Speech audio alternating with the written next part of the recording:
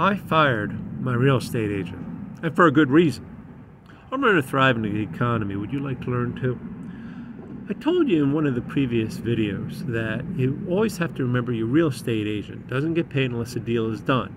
So you've got to be aware of that when you're dealing with your own real estate agent. In my case, I put an offer on a house down in Delaware as part of my freelancer's idea of moving to a lower tax state. And the house that we put an offer on had advertised hardwood floors throughout.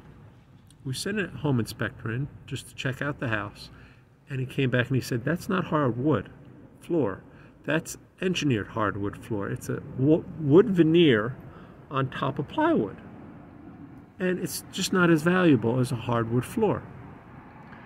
Worse, some of it was damaged and needed to be replaced. So I told our agent, I said, I want the floor repaired, but I want a price concession, because we made the offer based on the fact that they advertised it was hardwood floor, and it's not. It's just not as valuable. An engineered hardwood floor has to be replaced in 20 to 40 years, and it's just not, it's not as good. My agent said to me, he said, well, I'll tell them about the repairs and I'll tell them the seller's concession, but I don't think they're going to go for the seller's concession, so we're just going to have to eat it. And I said, no, I want both. If I don't get both, I want to walk away. And he said, well, all right, I'll talk to them about it. And he came back and he said, well, they're arguing that engineered hardwood and hardwood are the same exact thing. I said, no, they're not. No, that's just not true. And he said, well, we're at the point where you have to hand in the $5,000 earnest deposit or they can walk away. So I said, all right, I'll hand in the $5,000, but you have to make it clear to them that I want both the repairs and the seller's concession or I'm walking away. So I give him the $5,000.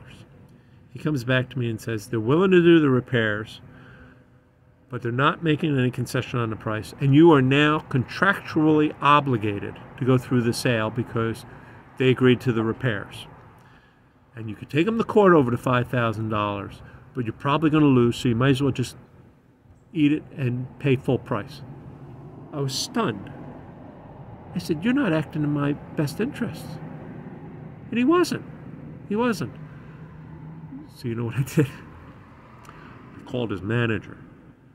And I said, your agent is not working in my interest anymore. He's just trying to get a deal done. And I'm very upset about this because he has a fiduciary duty to me and he's not fulfilling that. And the manager just said, okay, let me talk to the agent and I'll get back to you. 3 hours later, the manager calls and he says, from now on, I'm your point of contact. Don't talk to the agent ever again. I've talked to the other side. They're going to do the repairs, and they're going to give you a concession of $7,500. Well, that wasn't quite as much as we wanted. So I said, can you push them for $10,000? Why not, right? Came back and he said, well, they're willing to go to $8,500. So I said, okay, we'll do $8,500. So we're going to get the repairs, and we're going to get an $8,500 concession on the price, and that was better than nothing. But here's the point I wanted to make with you. If you're ever buying a house, keep in mind, the real estate agent has an incentive to get a deal done. And sometimes he tends to forget what's best for you.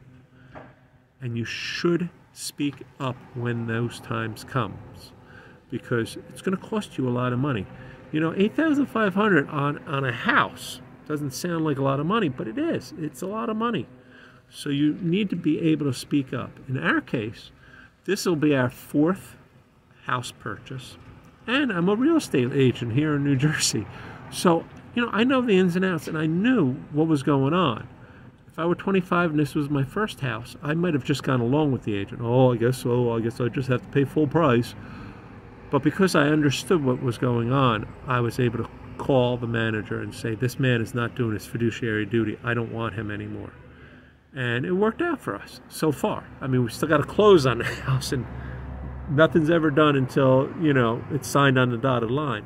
But it certainly looks like it's going to be done in 2 weeks. Always remember this.